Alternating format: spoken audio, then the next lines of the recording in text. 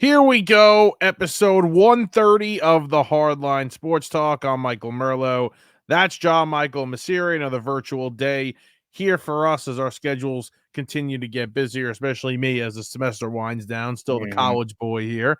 But JM, before I ask you how you're doing, let's do a little housekeeping here.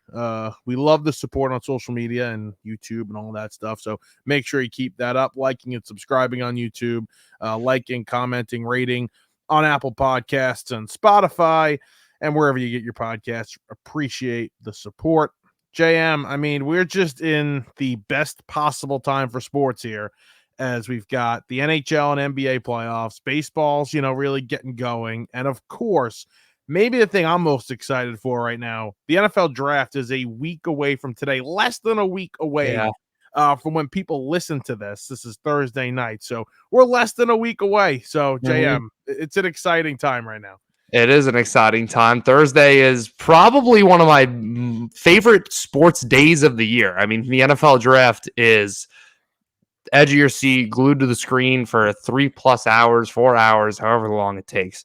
And it really is. I mean, we're going to get into it later with our mock draft and everything, but it really is the most highly anticipated draft that I can remember since maybe ever. I mean, it is. We're going to see so many offensive players get taken, so many quarterbacks. It's going to be crazy. We're going to see maybe the best college prospect we've seen in decades get selected number one overall. So it's really exciting. Yeah, I'm pumped. 100%. One of the best sports days of the year. We are going to do a live mock draft in a little bit, a mock draft of what we believe these teams are going to do in 2024's draft. We're going to do a live mock draft. We're going to share the screen and everything. You're going to see trades. We're not agreeing to trades. We're just going to do trades. It's going to be a lot of fun, though. Our 2024 mock draft. We're going to get to that in a little bit. We are going to start, though, with the NBA playoffs as the play-in has started, and there's 2 more games to go, one on the East, one on the West. We are going to start, though. We'll start with the East in the play-in over there. The 76ers beat the Heat the other night, and the Sixers will play the number 2 seed New York Knicks. We're going to talk about that in a second. First, though, Jimmy Butler, what a torn MCL, sprained MCL, something like that. Out of MCL injury. Yeah. We'll just keep it at for now. Banged his knee up. He's not going to play versus the Bucks. A lot of injuries here, though, early on in these NBA playoffs and even late into the season now with some of these playoff teams. Yeah, it's obviously not good for the Heat, and it makes you think as a Knicks fan, maybe if the Heat won that game, we would have been better off because then you're dealing with a hobbled Jimmy Butler. We'll get more into that later in the Knicks' chances in the Sixers series, but it's I think the Bulls got a real chance here. I mean, Kobe White is a guy who's at the top of the list for most improved player this season. He's really, really shocked a lot of the basketball world. He was a high pick a couple years ago out of North Carolina, and he's done a fantastic job, and he played great the other night. The Atlanta Hawks are just a disgusting basketball team. Putting a bad reputation to that play-in tournament. I know a lot of people don't like the play-in tournament. I actually am a fan of it.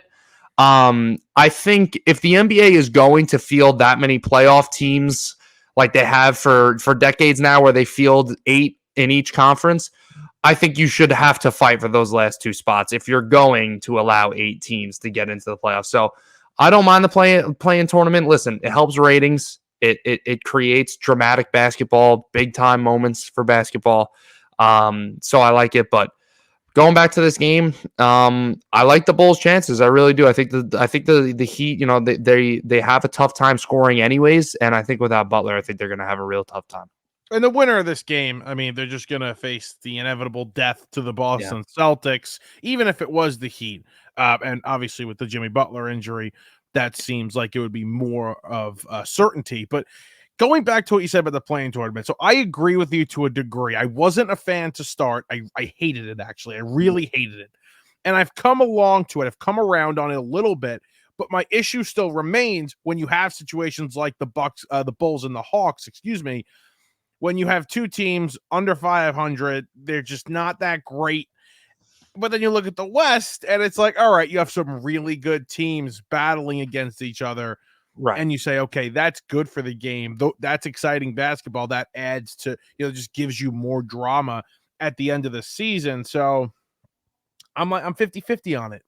Well, I'll tell you what I don't like. What I think it's better than is I really think that NBA in-season tournament should be something that kind of is like a one and done. I know it's not going to be, but I mean, we forgot basically what happened in that tournament. I know the Lakers won it and they beat the Pacers in it, but I mean, there's no sort of significance to that whatsoever. They tried to make it a big deal. They tried to turn it into like a Champions League type of a feel for basketball. Didn't work out, and I think if there's one thing between the play-in tournament or the in-season tournament that needs to go, I'm going to vote in-season tournament. Yeah, I mean, it was a disgrace. It was a joke. The league gets memed for it still, and yeah, you forget that it actually happened. And I mean, if it wasn't for LeBron and the Lakers winning that, would we even remember who won? Oh God, yeah, no. It would be pretty difficult. Who do they play? They beat the Pacers, right? Yeah. Yeah, they beat the Pacers in the game. So it's like, it's so unforgettable. It's just, and look how it worked out now. I think it would maybe have a little more value if the Pacers and the Lakers ended up being top 3, top 2 seeds in their conference. The Lakers were a play-in team, and the Pacers right now are sitting at the 6th seed in the East. Well, not right now. They are the 6th seed in the East. So, turns out that neither team ended up being a top 5 seed, and they were in the finals of the in-season tournament. So that's crazy. Yeah. Any thoughts here with the Pelicans, who dropped one to the Lakers? The Lakers are set to play the Nuggets in the first round. We'll talk about them in a second. But the Pelicans without Zion Williamson, is how much of a problem is this for this Pelicans team? Well, elimination game here. I mean, it's a shame what happened to Zion because he seemed to finally, this is a Pelicans team that hasn't really been on the map the past couple of years, and they had a really nice season, ended up slipping into that play-in tournament, falling apart a little bit at the end of the year, losing their locked-in playoff seeding. But Zion was having that signature moment that we've been waiting to see him have in the NBA. I mean, he was scoring 40 points in a crucial game for them to, play into the playoffs. And he ended up hurting that hamstring. And, it's unfortunate. And, now going into this game, you're going to need a guy like a CJ McCollum to step up, who did not step up in the first game. Ended up shooting like 5 for 14 or something like that. So, we know Brandon Ingram is the next guy up for this team. But you're going to need contributions from guys like CJ McCollum and like Trey Murphy. And, you're going to need these guys to step up. I side with the Kings. I think the Kings are better than, first of all, these play-in teams compared to the East. You're 9 and 10 seeds. We're talking about 45 plus win teams. We're not talking about slouches in the West here. The East, the Hawks are a slouch. The Bulls have been playing well recently, but basically a slouch over the course of the regular season. So I think the Kings could go out there, get into the postseason, and give the Thunder a 6-game series at least. They could make it really interesting. So I like the Kings' chances a lot, actually, and I'm probably going to pick them to win the game. There we go. Your Sacramento Kings. Yeah. My Sacramento. Remember when you were a Kings fan for a little bit? That was a thing. Yeah, I had a little weird phase where the Kings were like my Western Conference team. I was actually like watching the games too, like that's a weird. Crazy. I was like 18 or 17, however old I was, and I was like, yeah, I'll be a Kings fan. What do they do? They light the beam. What is that? They light the beam. They actually have a very nice arena. It's like it. I've seen that arena at number 1 across the NBA on power rankings. Are you serious? I've seen it. I haven't really seen it outside the top 5. I've heard very nice things about the Sacramento Kings arena. Maybe you got to go there. You got to go check it out. Yeah, we got to go light the beam. Go light the beam. Exactly. All right, let's talk about some series that are set in stone here. We'll start with, I think, maybe the biggest one or the second biggest one.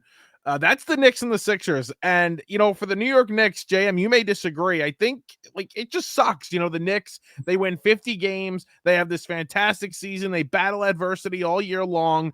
And yet now they have to face a Philadelphia 76ers team, which, say what you want about them, this isn't the greatest thing for the Knicks. You could think the Knicks are going to win, but, I mean, to have to face the 76ers, who now get Joel Embiid, back, and whether he's 70-80% healthy, he's still a little bit, he's more fresh than he would be if he had just played, a 60-70 game season, however many games he would have played. But it's not the greatest thing in the world for the Knicks to have the Sixers as their first round matchup. It's not. I agree with what your statement is about it being a tough first round match. It's not the ideal one for them as the 2 seed to be playing the Sixers, who were 31-8 before Joel Embiid got hurt. Now, my view on the Knicks' chances, I think this team's going to win the series in 6 games max. I think this series is going to be wrapped up in 5, honestly. I think it's going to be a gentleman's sweep, but I think the maximum, the Knicks win the series 4-2, and I'll give you my reasons why. Number one, and the biggest reason, is Joel Embiid's health. I think that we're not talking enough about, Joel Embiid is back, but he's not 100% healthy, and it's clear. I mean, in the play-in tournament game against the Heat, you see him bent over, clutching his knee a little bit with a little discomfort. He's not getting up and down the court as fast as he usually does.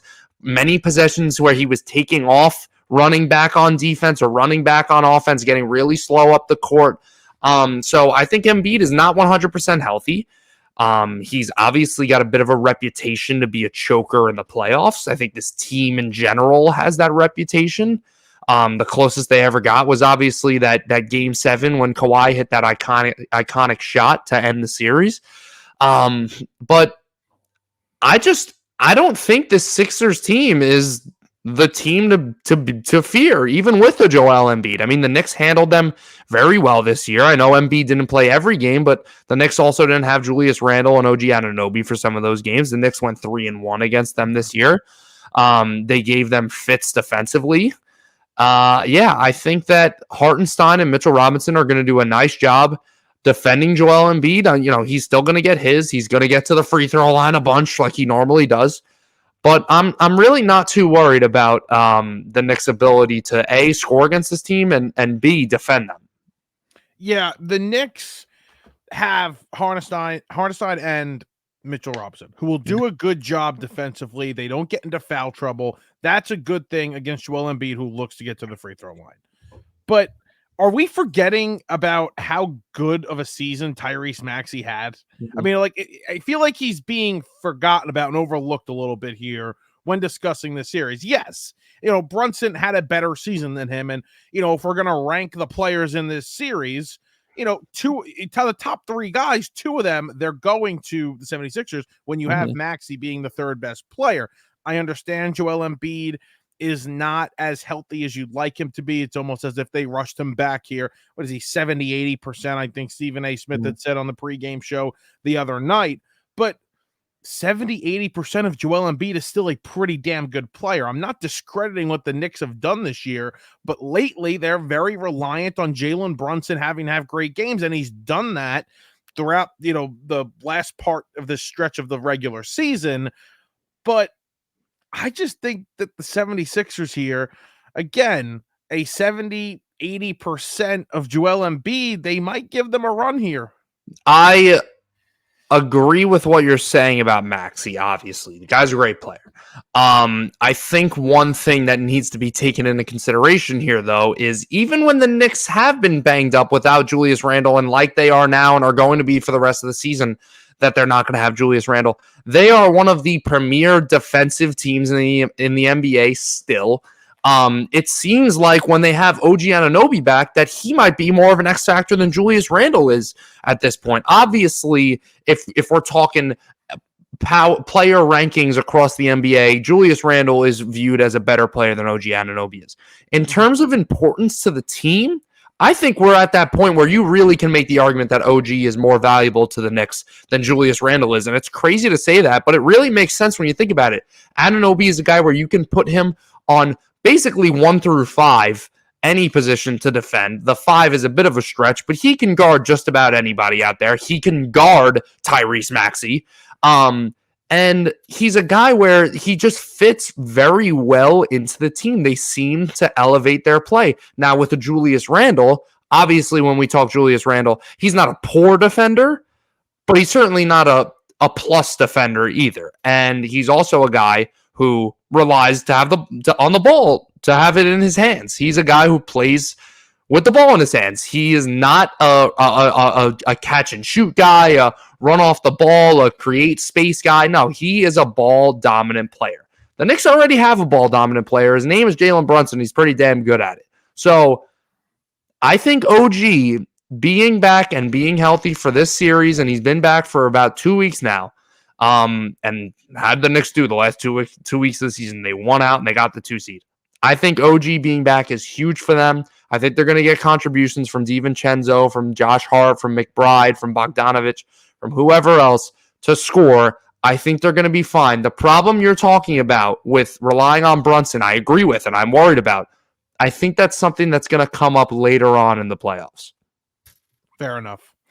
Aren't they like, how many losses do they have when OG plays? Isn't it like 21-3 with OG? Unbelievable. I knew it was 3 losses. That's unbelievable. I believe that they were 13-2. Like, of those 24 games, 15 of those also included Julius Randle. So they were 13-2 with Randle and Anunoby. With no Randle and just Anunoby, they were 8-1. Well, so, the biggest problem, that Julius Randle has faced as a Knick was his issues in the postseason, right? Those two, the 2 postseason years he's had here. People have complained about his play in the postseason, so that might be a plus for this team. I wasn't even going to mention Randle, but you mentioned Randle, and there you go. Anunoby is definitely a far more important player for this team, I think, especially in this series. So we'll see what happens. I'm very excited to watch this series. I think out of any series, not just because of the New York factor, but I think just because of, maybe how close these teams are and the rivalry, New York, Philly. Who doesn't love a little New York, Philly rivalry? Really. Now you're really about to get into it because you don't have it at all. Now you're into it. Yeah. Now you're into it. Yeah, but this isn't fair because, like, in the NFL and in the MLB, you don't got to worry about Philly and Boston. In the NBA, you got to worry about Philly and Boston. They're all in the same conference. Fair enough. Yeah, I got to deal with Philly. Not right. It's not right. You're right. But the way the NBA does it, I wish every sport was like that. I still will never understand the National League and the American League and having the East Division, this and that. Have all the East and East to middle of the country in one conference and the middle of the country to the West in the other one. I think so much better. Baseball's definitely going to that. You're going to have the Northeast Division. And it's going to be the Mets, Yankees, Phillies, and Red Sox. Yeah. That's the most toxic division of all time in any sport. Twitter will explode. That is going to be going to those baseball games are actually going to be like, you're going to be risking your life going. Wear Kevlar under your t-shirt. Yeah. One more series late in the East before we head out to the West. The Bucks and the Pacers. Now, Giannis is banged up again. This is the second year in a row in the first round. He's a little banged up. What's going on there? And why the Bucks are on like serious upset watch from what I'm reading. The Bucks are on serious upset watch, and I think regardless of the health of Giannis, I think they would have been on upset watch anyways. I mean, this is a team that we talked about last week. They hobbled their way into the playoffs, basically. I mean, they collapsed as the 2 seed. They gave that up. They ended up getting the 3 seed. And I believe that ever since the firing of Adrian Griffin, that the Bucks have basically been a 500 team. I mean, I think that now I may be off with my timing there, but I know this. I know they finished the season 19-20 in their last 39 games. So the Bucks have been playing like a play-in team for half of the season, which is a problem. And now you have an injured Giannis Antetokounmpo. I am confidently going to take the Pacers to win this series. The Pacers are healthy. Tyrese Halliburton maybe didn't have the second half that we thought he was going to have after that amazing first half. And, maybe he used the rest of his magic in that All-Star game when he was hitting shots. It looked like he could do a sky hook from half court and he would have made the 3. But the Pacers are a tough team. I mean, it's corny, but it goes along with the team name. They play at a high pace and they can shoot the hell out of the ball. Sure, they're not the best defensive team out there. It seems like Miles Turner is the only guy who really knows how to play defense, but they can shoot the crap out of the ball. And no Giannis being injured for who knows how long this is going to go on. Is he not playing? He's not. I'm pretty sure it's like confirmed that he's not playing game 1. I have to double check that. I hope they lose so badly. Let me see this now. Playoffs, push it, man. Push it. Come on, man. Let's check. Let's check our good friend Woj today. Saw the Twitter notification. Woj been working like crazy lately, dude. We're back with the. Hold on. Woj works way too hard, and so does Shams. They like repost and tweet like if like I have every major breaking news guy in each sport. These guys work way too damn hard. Draft crap about people that nobody's ever heard of, and they're retweeting in the middle of the day. Yep. Like, go spend time with your family. I mean, Jesus Christ. So, as of NBA.com said 2 days ago, the Bucks are prepping for Giannis Antetokounmpo to miss the start of the first round. So that's a problem. Like I said, I really do think if Giannis was healthy, I still might be picking the Pacers here. Him missing those first couple of games is a problem, and it solidifies my pick of the Pacers. I really think this Bucks team did it wrong. Losing Drew Holiday and going over to Damian Lillard seemed nice, but we talked about it, if you remember, when the trade happened. How's that fit going to be with Dame? And maybe that's the wrong thing to blame it on, because, Dame, he played pretty well in the second half. He overall had a bit of an underwhelming season. I mean, I don't think you would expect the guy to come over here and average 30 points again playing alongside Giannis. But maybe we're picking the wrong thing to pinpoint it on. They've been very poor defensively. That's their biggest problem. I think they're a matchup nightmare for the Pacers. I think this team is not built to win a championship like they did back in 2021.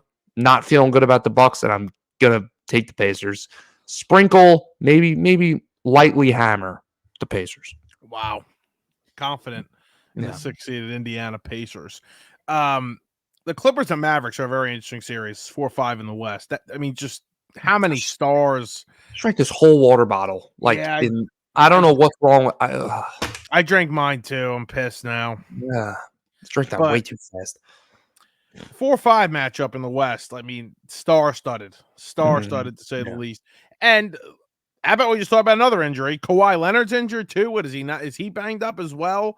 I mean, I'm pretty sure that's permanently assigned to his name. Yeah, at this point, I guess so. But what a series! So many stars. I'll make a prediction, and it's not very far-fetched, that the Clippers will find a way to choke, and the Dallas Mavericks and Luka Doncic will prevail here. Yeah. I like that take. Now I don't want to say yet that we were wrong about the Clippers, because it's not like the Clippers. I thought I was wrong about them for a little bit at the All-Star break when they were like the 1 seed. I was like, damn, okay. Maybe I was wrong when they traded for Harden and said that how the hell is this going to work, and they're not going to play well together, and they played well. They definitely have played well. If they lose this series, though, you're right. I'm good.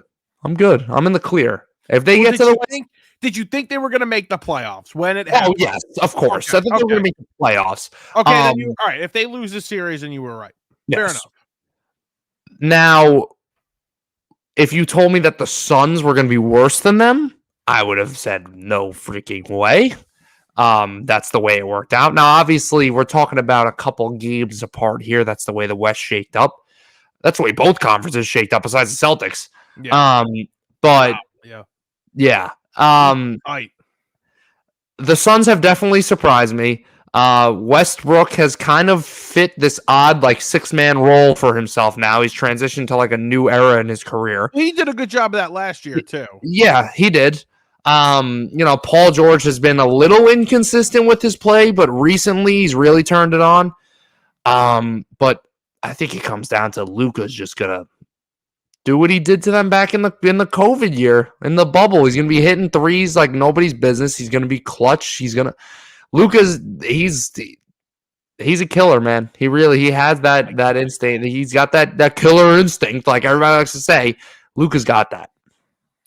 Yeah, his sidekick Kyrie there. How's Kyrie been this year? What's Kyrie? Kyrie's been good, and honestly, ever since they made that deal for Gafford and PJ Washington, it got off to a bad start where it was like, oh, maybe these guys weren't the right move. And then they kind of settled in. The team started gelling better together, and then all of a sudden you looked up at the standings and you're like, the Mavs are one of the best teams in the NBA right now.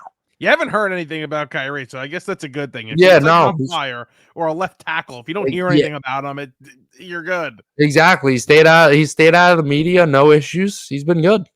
25-5-5 this year. He had a good year too. So good for Yeah. Kyrie figuring this thing out. Yeah, look at him.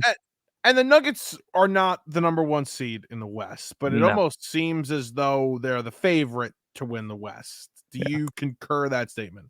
I concur, of course, as the reigning champions and having the best player in the sport, that they're going to be the favorites. I think the Lakers are going to give them a real good run for their money. Now, the Lakers got swept by them last year, but, I mean, Nikola Jokic said it himself. He said our hardest series in the playoffs last year was the Lakers. He was right, because, yes, they swept them, but this was not some easy sweep, okay, 1, 2, 3, 4, we're done now. A lot of those games were right down to the wire. And the way that Anthony Davis has been playing, and, obviously we know how great LeBron is, and D'Angelo Russell's played well for this team this year. Austin Reeves is a guy who can step up in big moments and has shown that he could be relied on down the stretch. They're going to be tough to deal with, the Lakers, and I really do think that they're not going to get swept this time. I'm not saying they're going to win the series. That would be a little dramatic on my end, but I do think the Lakers are going to make this close. Anthony Davis finally had a year where he played like a lot. Yeah. 76 games. Yep. Good for AD staying healthy. And Yep. I mean, we had this conversation in our group chat the other day about LeBron. And it's like, you just go on his basketball reference page and just like go look at these. It's a joke. It's like actually a joke. My favorite part about his basketball reference page is when you look at position and it says point guard, shooting guard, small forward, power forward, and center. It's unbelievable. It really is. 25, 8, and 7 at age 39 years old. Yep. The greatest ever. Yep. Yeah, I'm rooting for them. I mean, I know, as you mentioned, it'll be pretty tough. I'm rooting for them. I want them to win this series. Me too. Really? You're rooting for them? Yes. I am. I thought you were like a Nuggets Jokic guy. No, I mean, I like Jokic, but they won. Like, I'm like, all right, cool. They won now. I'm good. You're rooting for the upset. You want it's kind of like they didn't win the Bengals, but that year when the Bengals were making their run to go to the Super Bowl to play the Rams that year, I was like, let's go, bang. Like, I'm pulling for the Bengals. Now they got to the Super Bowl, I'm good. Like, you're good off them. You're good now. Yeah. You had your time. You're good. All right. I think that's where we'll leave it with the NBA. Obviously, we'll be talking about that as the playoffs move along. What? So that flew by. 28 minutes. That was 28 minutes. That was 28 minutes. Lot, yeah.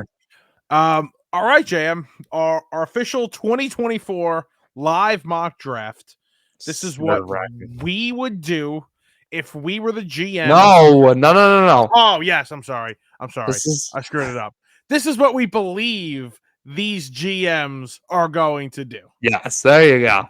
We will tell you if we have, if we have a difference of opinion. We'll tell you what we would do, but this is what we believe these GMs will do on Thursday night. So I'm going to share my screen here. We're going to be using some website to track all of our picks. I have evens. You have odds? Yes, that is correct. JM has the first overall pick. Let me just make sure I share my screen correctly. It's up. It is up there. Okay. We're not frozen. There you go. You can hear us still. No, you can hear me. We know how to use technology. We know how to use technology. Okay, JM. So we are able to make trades. Explain how we're doing trades again. So trades are going to be deal with it. So if I'm the number one pick right now. Actually, number one. I'll use number one as an example, just hypothetically here. If I'm number one and I mock the Patriots to trade up to 1 right now, or actually, I'll use the Cardinals to trade up to 1 right now because you have the Cardinals pick. You are now selecting at 4 with the Bears, whether you like it or not, because that's the trade that I mocked. So, okay, fair enough. Now, we should on this website, you could actually you have to make the trade and have it be accepted. The team has to accept the trade on this website. yes. So hopefully the trade that you say goes through. Okay, we'll have some fun We'll with make this. it. We'll make it work. Yeah. You know what stinks, and I guess I'll talk about it in a minute, but I wanted to trade a couple of these picks, but it works on the odds. So anyway, okay. JM, the first overall pick to you. Yeah, this is tough. This is I'm gonna click them there. I'm gonna click them. yeah. Now, okay. Go ahead, select Caleb Williams. I just want to say one thing. I was listening to the Rich Eisen show. Shout out Rich Eisen. Love my boy Rich Eisen. Sure. And he had Ryan Leaf on, who I guess talks sports now. Yes. And he had a point where I was like, wow, like that is a really dumb point. I don't know how the hell nobody's talking about this. He said that Caleb Williams is entering one of the worst situations you can be put in, which is the opposite of what everybody's saying, is that he's entering a great situation, because the Bears are a playoff team on paper. And there's going to be a lot of pressure year one. And when they don't make the playoffs, it's going to be viewed as a disappointment. And Eberflus is going to get fired and all this. And it's going to come all crashing down. Number one, if the Bears do that, they're morons. The one thing I agree with is I don't think Eberflus should be here. I think they should have gotten rid of him. And I know you think the same, that they should have gotten rid of him last year.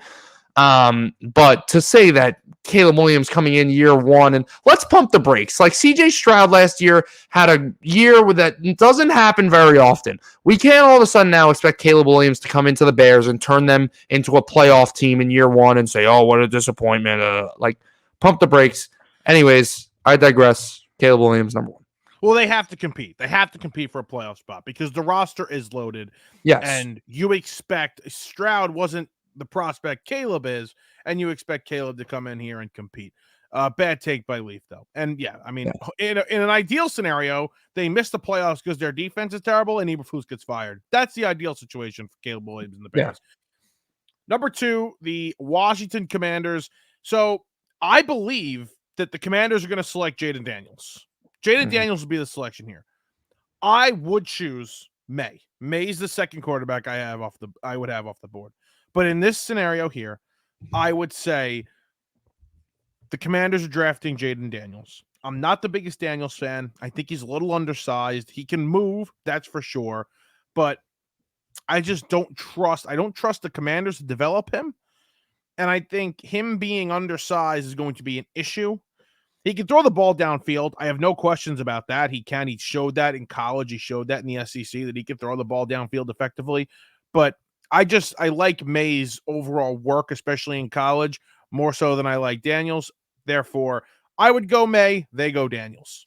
I agree. And when I saw this narrative a couple weeks ago, when it really changed to, okay, the Commanders are going to take Jaden Daniels, I was disappointed. I mean, I was like, why? I think Drake May has the potential to be the best guy in this whole draft. I really, really like Drake May. Now, obviously, he's very young. He's going to take maybe a little while to develop, but that is why I am going to project him here at number 3 to the New England Patriots. And I think that it makes sense. I think the Patriots are in a spot where you have a veteran in Jacoby Brissett, who could start this year, whether they want May to sit the whole year, whether they want May to come in halfway through the year. But Brissett knows this system. He knows this team. He knows what it's like to be a Patriot. And I think they are absolutely insane if they decide to trade out of this pick or select a receiver or whatever else they could do. No, Drake May is on the board. You take Drake May, and I think that they will. So there's a lot of smokescreen, especially coming today, whether you believe it's smokescreen or believe it to be true, that they are not set in stone on taking a quarterback. I believe them. I don't think this team has to draft a quarterback this year. And I Yeah. think they will be listening to offers. I think if there's a chance for a team like the Giants or the Vikings to jump up, I think this is the spot. I Mhm. know people believe it's going to be 4 or 5, and it could definitely happen at 5 with the Chargers. I don't believe it'll happen at 4 with the Cardinals. But if the Giants are going to move up, if the Vikings are going to move up, I actually think they're going to go here to 6, to 3 and grab May. Right. We'll see what happens. That I would have had the Giants here if I had 3 moving up there Yeah. and grabbing May, because I think that's the guy they want. Yeah. All right, number 4, they'll have some offers. They won't take them. They're going to sit here. They're going to take arguably the best player in the draft, and Marvin Harrison. Wow. They'll definitely have their options. And I think this team, they're going to want that number 1 wide receiver.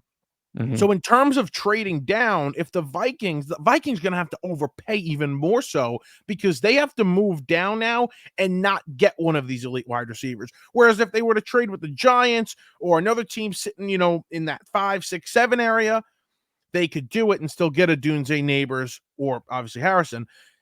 They can't do that going down to 11. They'll stick and take the best player available. Right. Okay. Well, you just set me up in a nice position here. Trade alert. I'm having the Vikings jump up here with the Chargers to leapfrog your New York Giants, who are sitting there at 6, starting to lick their chops to maybe get their next quarterback. Now, how does this work here? You could just I'll Can think of a trade here. We'll go Can you 11. just whip it, do 11, 20? Just give them all the late round picks. Give them next year's first. Who gives a crap? It's not going to pop up anyways. We're not getting super. There we go. Trade's being set. Nice job, Mike. Yeah. Vikings trading up here in the 5 and selecting JJ McCarthy right in front of the Giants, who are rumored to. The Giants could do a couple things in this draft, but I think number 1. Quarterback is a strong possibility for them, considering the year Daniel Jones has and the way his contract is shaping up to possibly to get out of it after this year. By the way, that press conference the other day, we didn't talk about it. What's with the Adam Gase eyes on Daniel Jones? He's been hitting the head too many times, clearly. Yeah. So I mean, Looked like he might have hit like a little hint of the, or that one or the other. Yeah. I don't know. If you look like Adam Gase in a press conference, get the hell out, please. I mean, it's not going to go well. Yeah, not a good look for Daniel there. No. But I like this trade here. Obviously, it's no secret the Vikings are trying to get their guy. I think if Harrison's on the board here, I don't think the Chargers trade out. But I don't. If he isn't, I think they do. So you don't buy the Harbaugh build the line up first propaganda? I do believe that he wants to build this offensive lineup, but if it's Harrison, like this guy's watched Harrison for 3 years right in front of him. Yeah. You think he's going to pass up on the chance to get that player? And they have the need for a wide receiver. In this scenario, they're able to get a lineman and a wide receiver. So it works out perfectly for them. In a draft that's filled with offensive tackles and receivers. Right receivers. So this is a perfect scenario for them, but I think if Harrison's there, they stay. Mm-hmm. And for the Giants, this is really good because I don't want them moving up for JJ McCarthy. They get to sit here. They get to take what some people believe is the number 1 wide receiver in this draft. I don't believe that, but some people have him. They'll sit there and they'll get their wide receiver number 1, and they'll grab Neighbors, who I think is going to be a very good NFL player.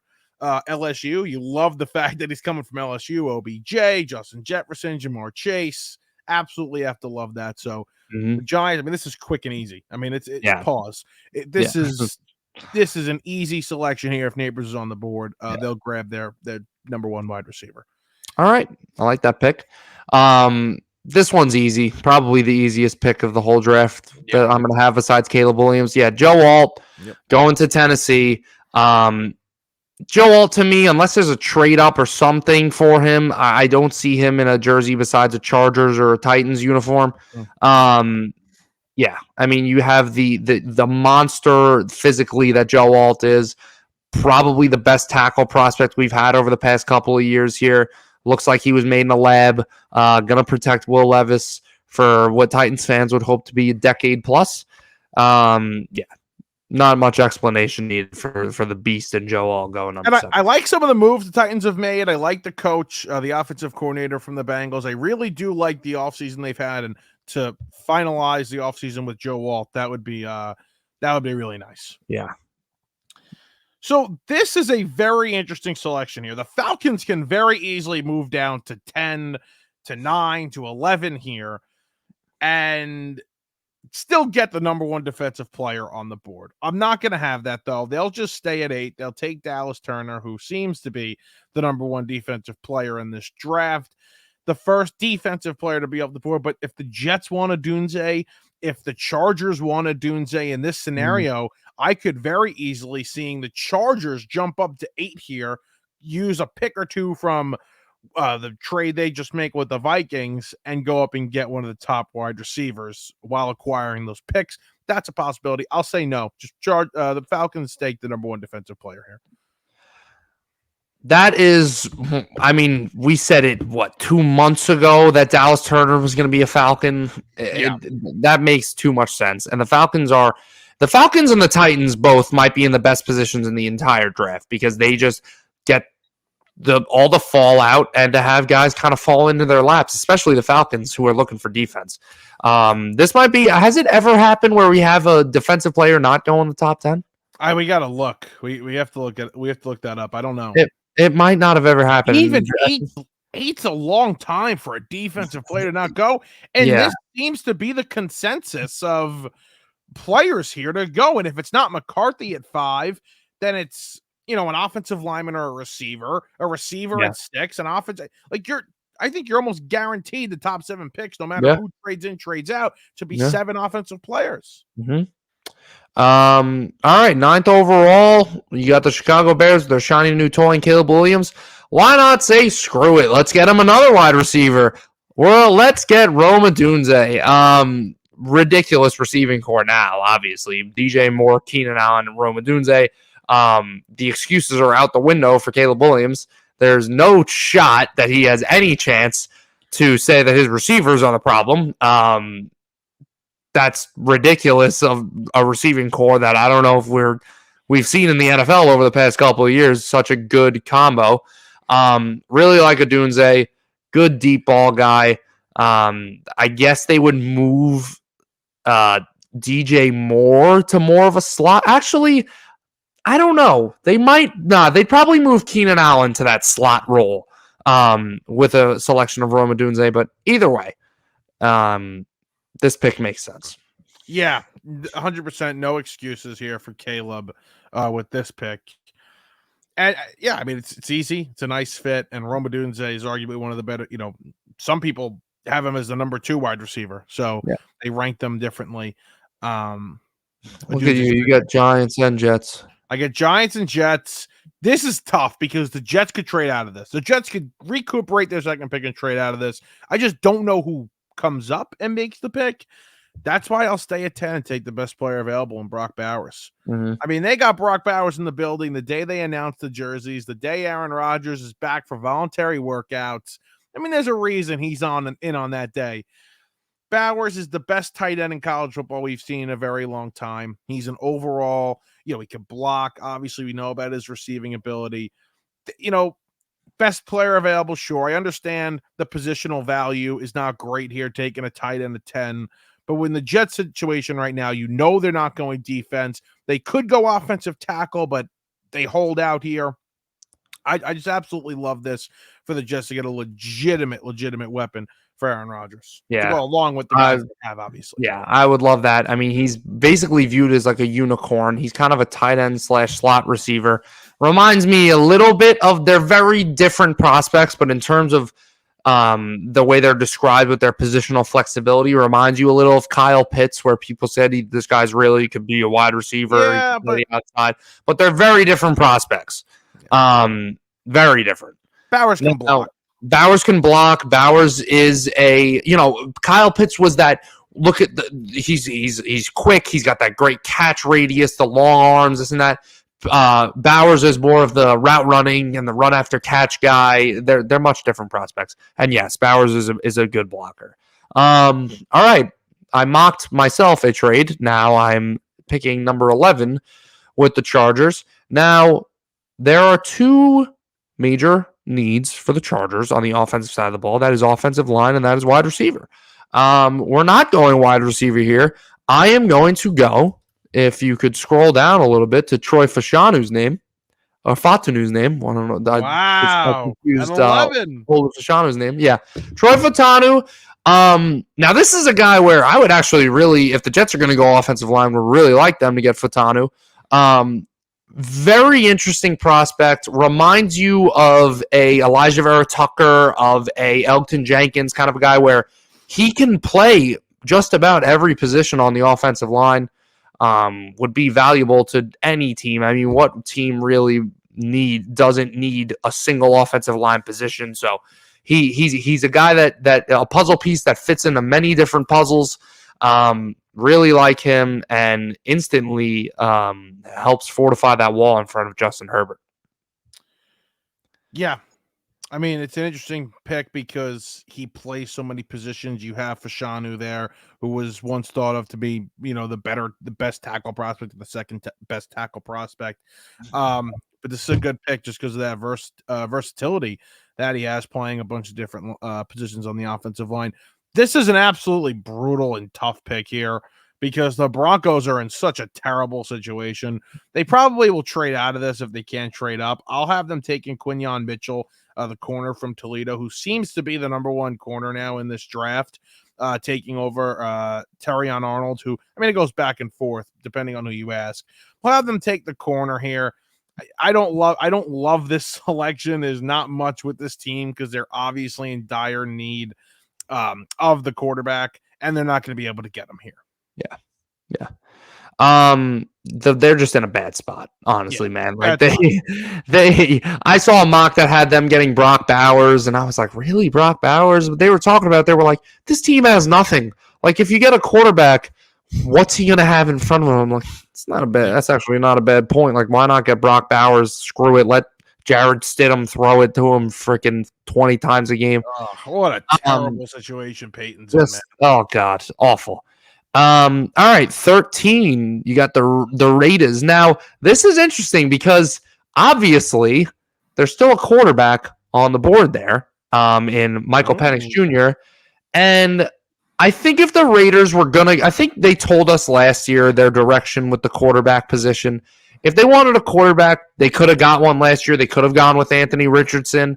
They instead decided to sign Jimmy Garoppolo. That obviously went down the tubes quick. They got Aiden O'Connell. They have Gardner Minshew now. I don't see them going quarterback here. It's an outside chance if maybe a J.J. McCarthy or by a miracle Drake May was on the board here, but it's not going to happen. So I am going to go with the other defensive back that you did not pick in Terrion Arnold. There we go. Yep. The Raiders get a corner. Corners to the AFC West teams that have to deal with Justin Herbert and Patrick Mahomes. Not a bad idea, by the way. Not a bad idea. All right, this will be a boring one here, but the Saints will take Fashanu. He's the best tackle available. Some will say. Great at that pick. Yeah, this is at 14. They'll take the tackle from Penn State and feel pretty good about it.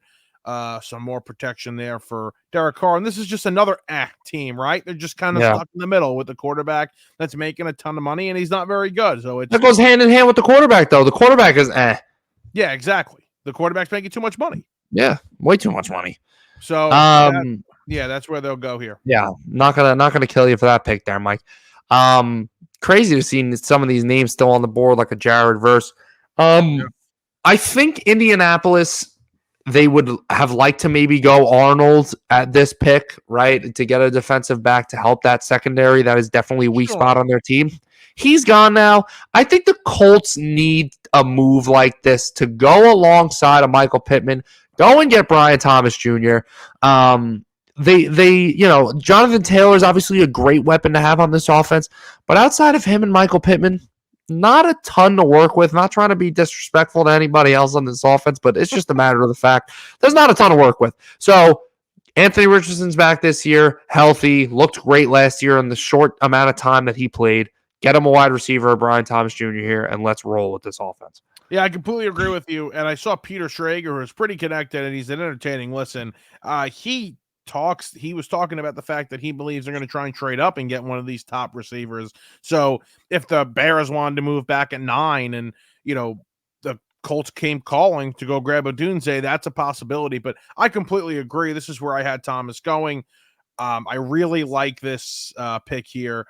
for the Colts getting a legitimate wide receiver who in any other year, we might be talking about him as the second or third best receiver. This year, obviously, in a loaded class, not so much. All right, let's go to the Hawks here, who it's an interesting spot. There's so many really good tackles here. They could go tackle. They have a need on the interior offensive line, as you see from team needs here. So let's have them take Jackson Powers Johnson from Oregon. He's a center but can play guard. He's a lot of GM's little favorite toy in terms of the offensive line here in this draft.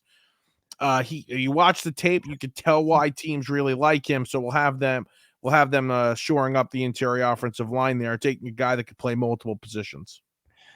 All right, the Jacksonville Jaguars, who I think need defensive back, and defensive back.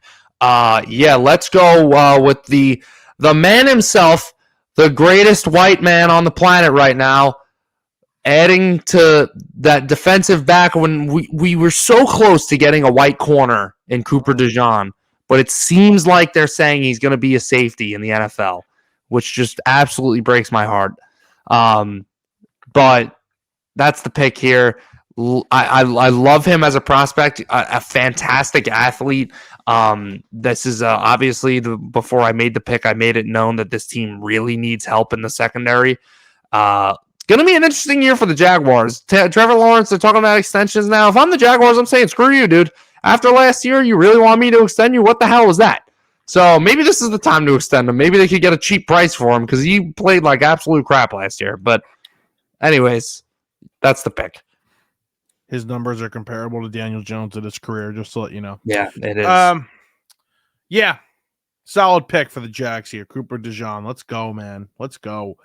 All right, this team always needs offensive tackle, right? Yeah. This team is always in need of offensive tackle, so let's go with Talis. I don't even want to know how to try and pronounce this. Talis Fuaga, is that how I would say it? That's pretty good. That was pretty good. I know him as the tackle from Oregon State. There were many people saying he was going to be a top 10 pick. If you asked me a month ago, I would have said he's a top 10 pick. If you asked me before free agency, I would have told you he's a Jet because of how much Joe Douglas loves him. I still think that's true. But he'll fall to 18, and he'll be picked up by the Bengals, who can always use offensive line help to protect Joe Burrow, who's always hurt. Yeah, we've been saying that forever, it seems like. 19, crazy that Jared Verse is available right now. But listen, with all these offensive players getting selected, that seems like that's what's going to happen. I'm going Jared Verse. Now, the obvious thing for the Rams is Aaron Donald retired. That pass rush is obviously going to take a hit. Now, Verse isn't playing the interior defensive line like Aaron Donald did, but he's certainly going to help your pass rush. I think, you could make the argument that he's better than Dallas Turner. I don't know how strong that argument can be. I think Turner is pretty much unanimously viewed as the best edge rusher and the best defensive player in this draft, but Jared Verse is not far behind, and I really, really like him. And at 19, I mean, if I'm a LA Rams fan, I'm doing backflips. There we go, doing backflips as an LA Rams fan. Mm-hmm. JC Latham's the pick at 20, another team that always needs offensive line. Latham, his projections are really interesting because there are some that say he's a project tackle out of Alabama, but if you get him right, this is a legitimate left tackle in this league, cornerstone left tackle in this league. So let's hope that the Steelers can get him right. They go tackle 2 years in a row. It's still a need, and they'll hopefully hit on Latham. Is this the new Mekhi Becton that we're talking about here? This could be. I don't know if he's as fat as Becton, though. Is this what... I think Mims is actually as fat as him or as big as him because Mims is another project. Yeah. Mims is another big project. All right, here we go. We got the Miami Dolphins, who quite possibly are, Mike McDaniel's fighting the urge to draft Xavier Worthy here to just build the greatest wide receiver speed room of all time. I'm not going to do that, though. I'm going to go with Byron Murphy. They lost Christian Wilkins in free agency. They need to fortify the interior of that defensive line.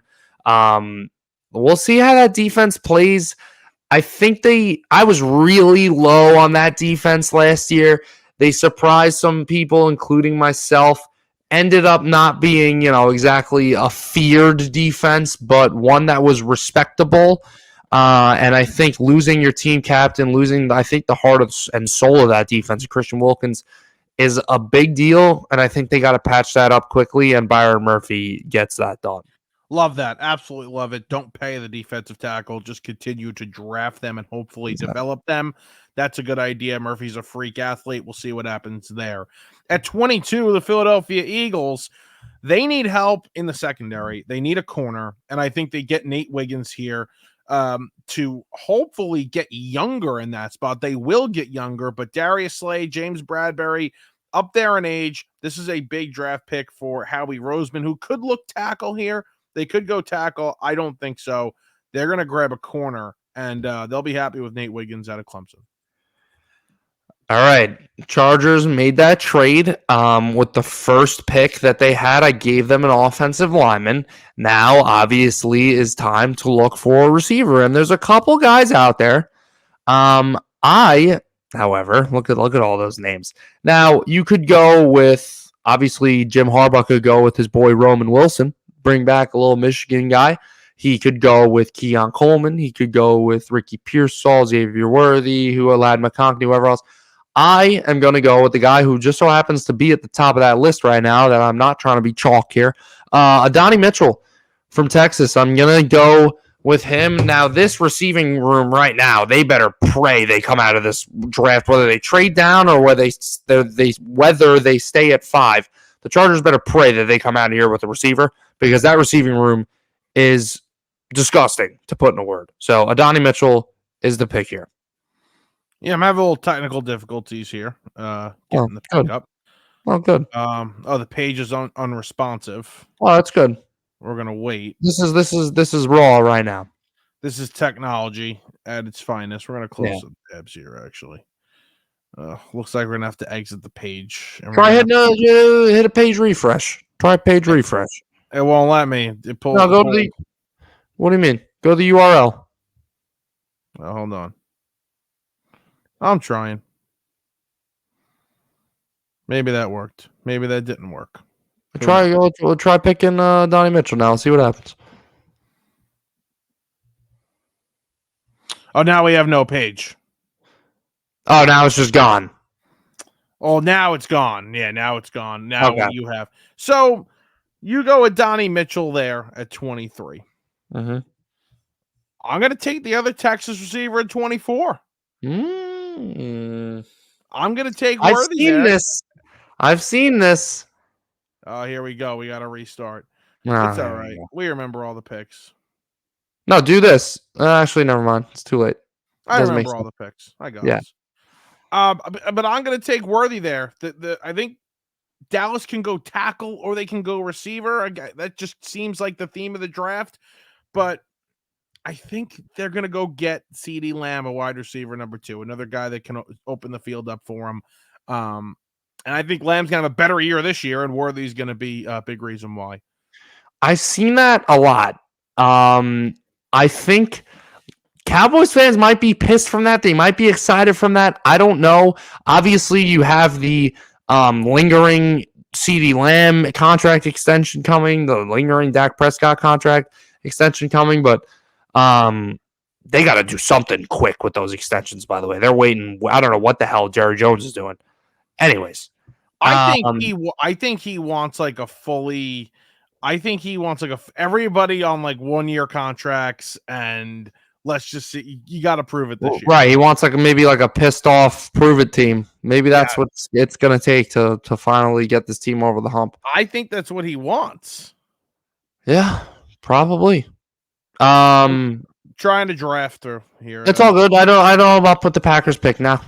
Okay. So Packers fans should be licking their chops right now after the Cowboys went receiver, because you have your selection here at offensive lineman still.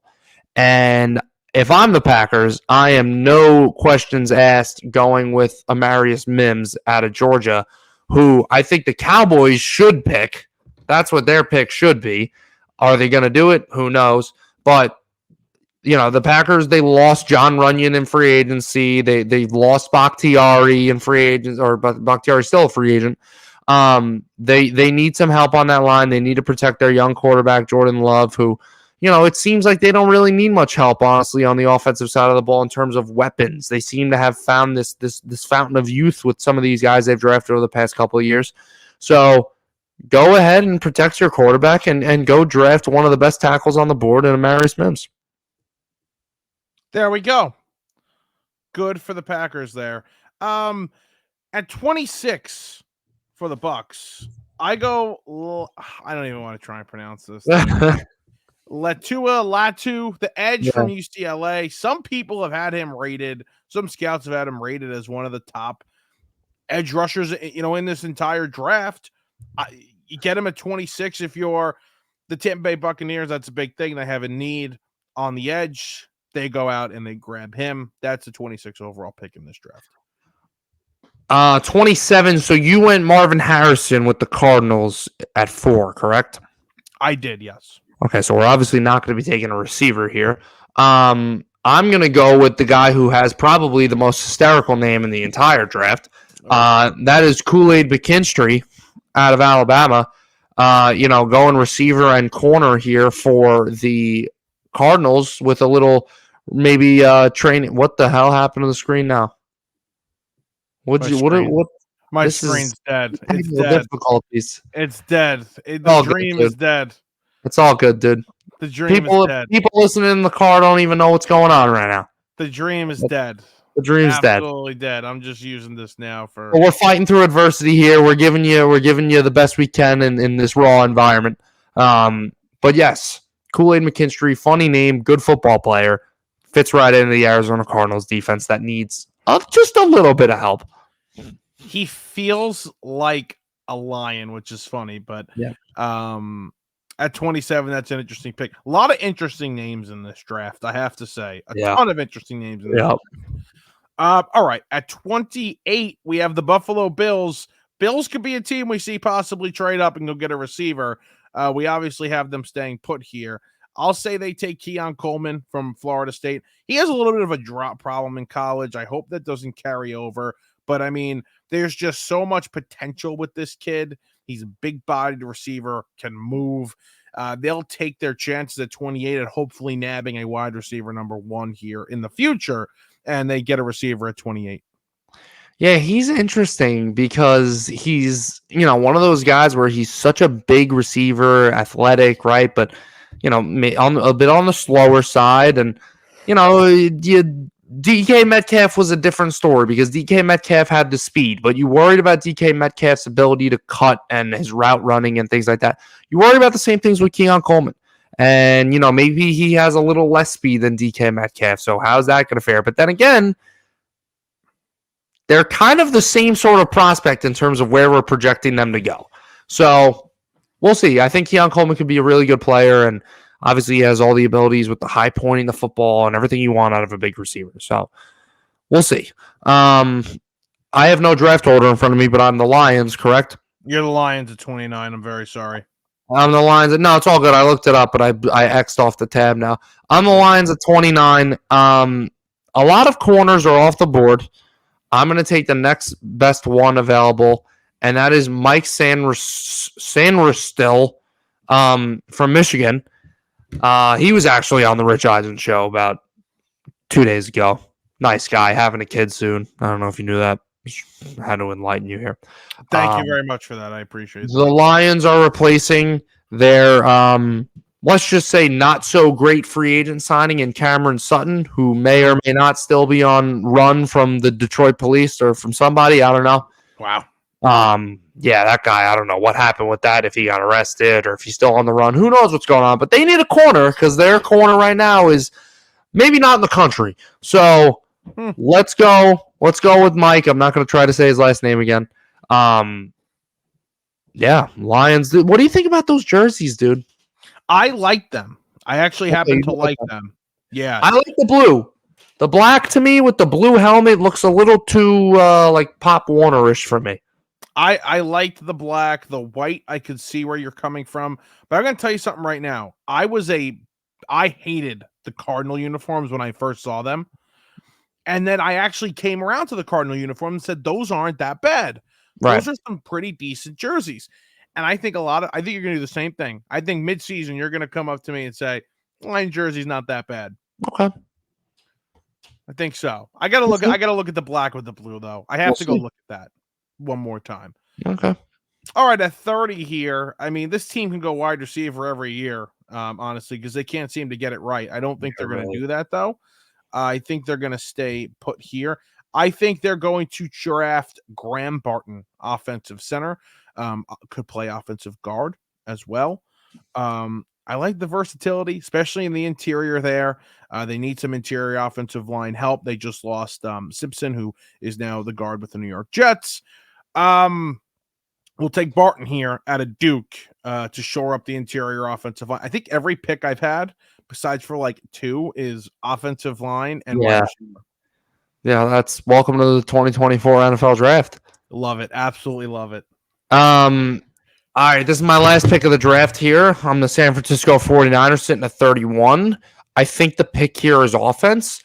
You could go receiver, you could go offensive line. There's rumors with Brandon Ayuk if he wants out, and there's been drama on Twitter and Instagram. I don't know what the hell's going on with him.